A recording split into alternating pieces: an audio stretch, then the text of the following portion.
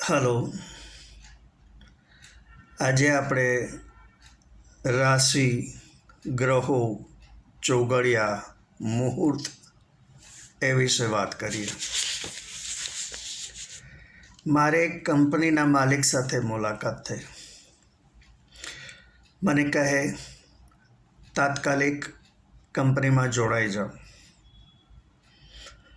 ઘરે જઈને મેં જાણ કરી કે મારે આવતીકાલથી જ આ જગ્યાએ નોકરી શરૂ કરવાની છે. કોઈ એપોઇન્ટમેન્ટ લેટરની રાહ જોવાની નથી. ત્યાં તો કંપનીમાંથી સંદેશો આવ્યો કે કાલે ફાગણ વદ તેરસ છે, અમાસ નજીક છે, માટે MD સાહેબની સૂચના મુજબ 3 દિવસ બાદ એટલે કે ચૈત્ર સુદ એકમ ગુડી પડવાના શુભ દિવસથી જોડાવાનું છે. મેં કહ્યું ઠીક. મેં એ પ્રમાણે કર્યું તો ખરું, છતાં પણ ત્યાં ખાસ અનુકૂળ આવ્યું નહીં. બીજી એક કંપનીમાં કરોડો રૂપિયાનું ટેન્ડર બનાવી માલિકની સહી કરાવવા હું એની કેબિનમાં ગયો. ત્યાં તો તેમણે ડ્રોવરમાંથી પંચાંગ કાઢી મુહૂર્ત જોયું. મને કહે, 1.5 કલાક બાદ સહી કરાવજો.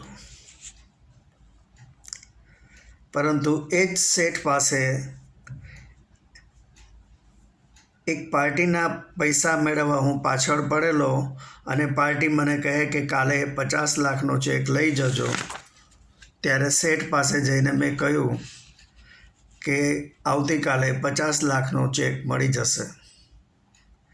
પણ સર, કાલે અમાસ છે, તો પરમ દિવસે જ ચેક બનાવવાનું કહી દઉં. મને કે પાગલ થઈ ગયા છો, કાલે જ સવારે જ ચેક મેળવી લો અને બેંકમાં જમા કરાવી દેજો. દિવાળીનો દિવસ અમાસ હોવા છતાં અશુભ ગણાતો નથી. એક કંપનીમાં હું જોડાયો ત્યારે તેમાં મહિનાઓથી લાખો રૂપિયાનું ઇન્ટિરિયર ચાલતું હતું. ઇન્ટિરિયર પૂરું જ ન થાય, આખરે માલિકે તેમને રવાના કર્યા. 5 સ્ટાર હોટલના રિસેપ્શન જેવું રિસેપ્શન બનાવેલું.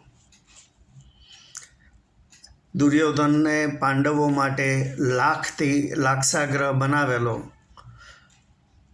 જો આગ લાગે તો પાંડવો તેમાં બળીને રાખ થઈ જાય. આ ઓફિસ પણ એક જાતની લાક્ષાગ્રહ જ હતી. ઉપર નીચે આજુબાજુ ચારે બાજુ પોલિશ કરેલા પ્લાયવુડ. હવે મને જેવું કહેવામાં આવ્યું કે તમને અનુકૂળ કેબિનમાં ગોઠવાઈ શકશો કે તુરત જ હું શિફ્ટ થઈ ગયો.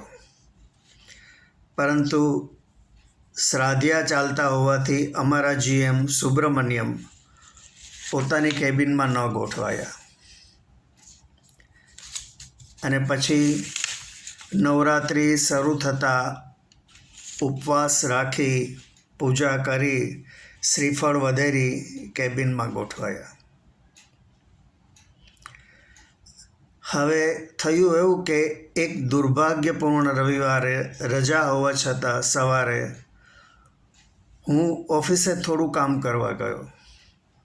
મને બિલકુલ ખબર જ ન હતી કે આગલે દિવસે જ દુબઈનો મોટો ઓર્ડર કેન્સલ થયેલો, જેનો ખૂબ જ ગહેરો સદમો માલિકને લાગેલો. કારણ કે તેમણે ખૂબ મોટા સપના જોયેલા જે ચૂરચૂર થઈ ગયા. ભયંકર ગુસ્સામાં માલિક કહે, તમે બધા જ કંપની છોડીને અત્યારે જ જતા રહો. મારે કોઈનું કામ નથી, હું એકલો જ કંપની ચલાવીશ. આ ક્ષણિક ગુસ્સાનો ભોગ હું અને સુબ્રમણ્યમ કોઈ પણ વાંક વગર બન્યા. કહે છે ને કે રાજા વાજા ને બધા સરખા. પરંતુ જે હાયર એન્ડ ફાયરની ગેમ એમણે અમારા જેવા બે નિર્દોષ અને હાર્ડવર્કિંગ સાથે રમી, એ જ ગેમ કુદરતે થોડા વખત પછી એમની સાથે રમી. એમને કાર્ડિયાક એરેસ્ટ થયો અને નાની ઉંમરમાં એ ઉપર પહોંચી ગયા. જગતના 1-2% લોકો જ મુહૂર્ત જોઈને કામ કરતા હશે. ડેવલપ્ડ કન્ટ્રીઝમાં તો મુહૂર્ત શું છે તે કોઈ જાણતા જ નહીં હોય. જનક રાજાએ પોતાની 4 પુત્રીઓના લગ્ન ઉચ્ચ રઘુકુળમાં ઋષિમુનિઓએ જોયેલા ચોઘડિયામાં સંપૂર્ણ વૈદિક વિધિથી કરેલા, છતાં 4 પુત્રીઓના જીવન દુઃખમય રહ્યા. એક જ શહેરમાં એક જ સમયે જન્મેલા બધા જ બાળકોના ભાગ્ય જુદા જુદા હોય છે.